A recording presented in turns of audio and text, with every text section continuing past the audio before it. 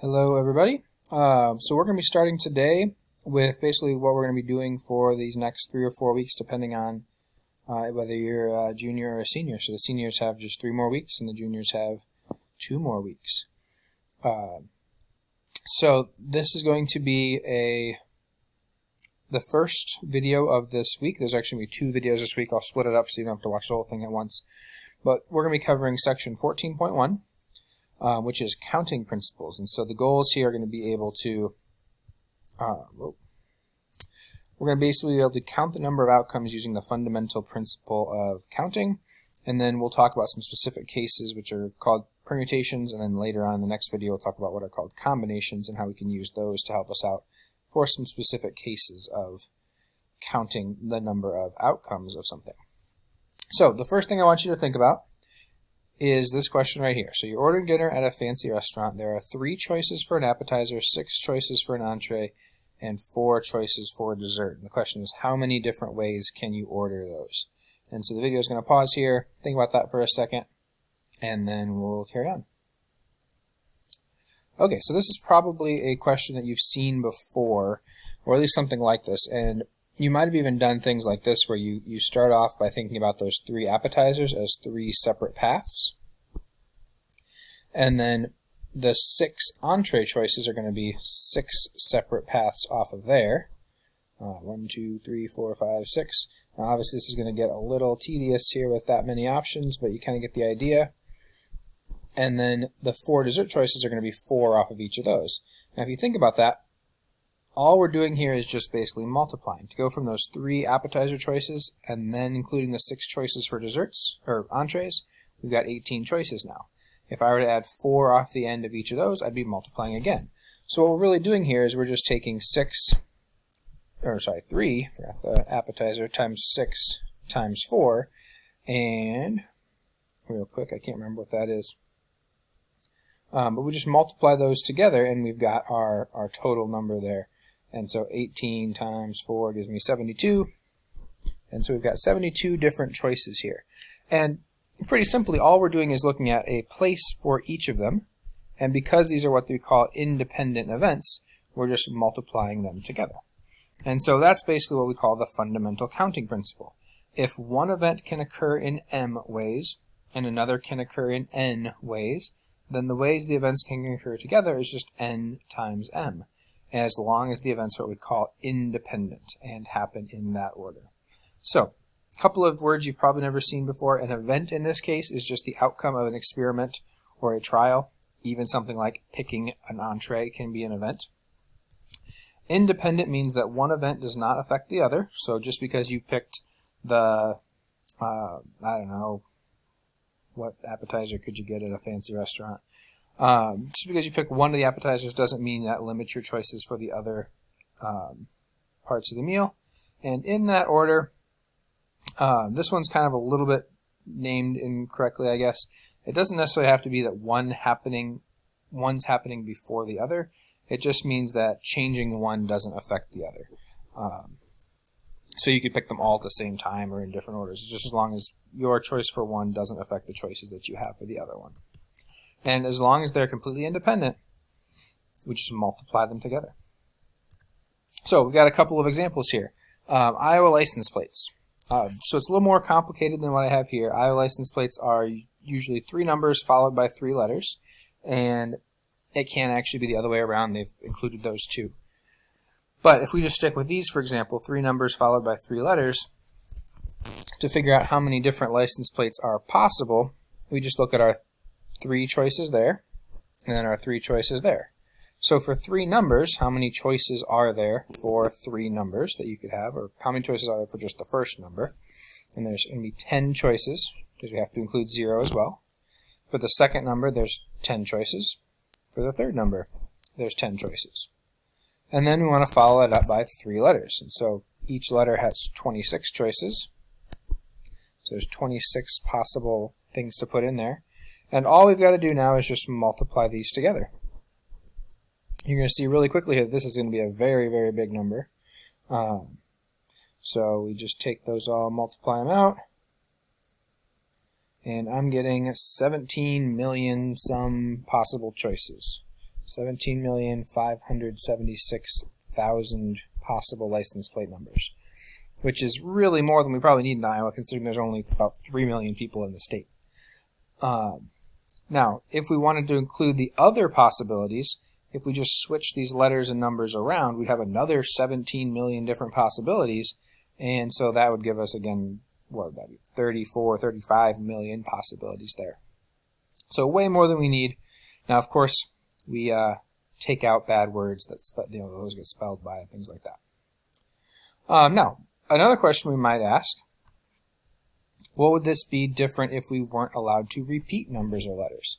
So we still have the exact same number of places, and at this point what I want you to do is, the video is going to pause and I want you to think about how this is going to look different if we aren't allowing numbers and letters to repeat. So if we're not allowing numbers and letters to repeat, it's not going to change our ability for the first one. Still have 10 possibilities for that first number.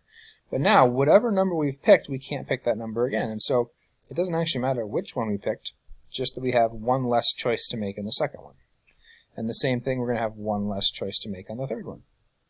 For our letters, same deal. We've got 26 to choose from for the first one, but because we've picked that one, we only have 25 for the next one, and only 24 for the one after that. And so that's going to change things just a little bit. In this case, we end up with about 11 million possibilities. It's a little bit more than 11 million, but 11 million possibilities there. Now, license plates in Iowa aren't like that. You can have repeats. Okay, let's take a look at this one. Let's just say that this year City High is going to have 7 valedictorians, and we want to put them in order for graduation. How many different orders can they be in? And so in this case, I want the video to pause here, and then we'll come back once you've thought about that. So in this case, we're going to use all 7 people, and so we've got 7 spots for them to all be in. There's 7. And we just think about the number of ways we can do that. So the first place can be any of 7 different people. The second place, there's only 6 left. Then for the third place, there'll be 5 left. Then 4 left. Then 3 left. Then 2 left. And then the last person there isn't really a choice at all. It's just whoever's left. So we just multiply those out. Now this is a special thing in math that we use. This is called a factorial. All we're doing is just multiplying all the numbers down, and so we write that as 7 with a little exclamation point, means 7 factorial. On your calculator there's a special button for that, and I'll show you that next. But this multiplies out to be 5,040 different possible choices.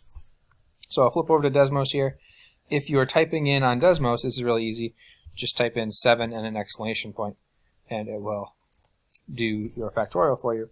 It's also under one of these functions buttons, I believe. Maybe not. No, it doesn't look like it's in there. Just do the 7 and then the exclamation point is all you need to do there.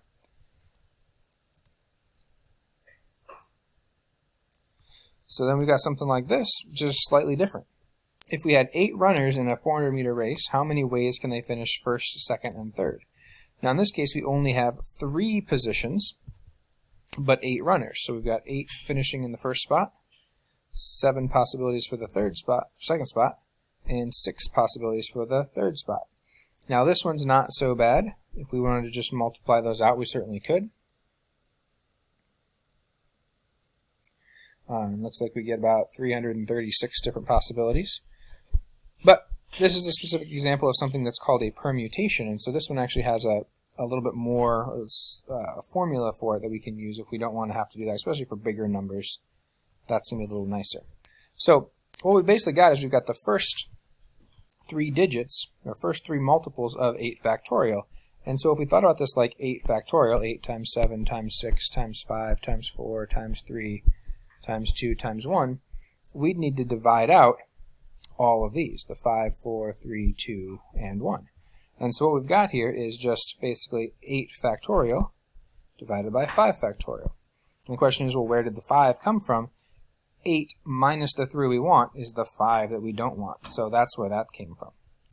And so that's called a permutation. And so this is basically what it looks like when you pick items from a group and the order that you pick them in matters. And so our case, the order, both of those examples mattered.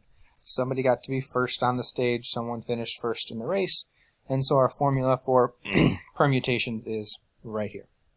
This is our notation, NPR, n permutations of R, or sometimes read n pick R, is n factorial on the top. That's the number of things we're choosing from. And then n minus R, R is the number of things we're picking. And so in our case, we had eight things, so 8 factorial over n minus R. We had 8, and we took out the 3 that we wanted, which gave us R5. So 8 factorial over 5 factorial. Now on Desmos, there is a special button for that.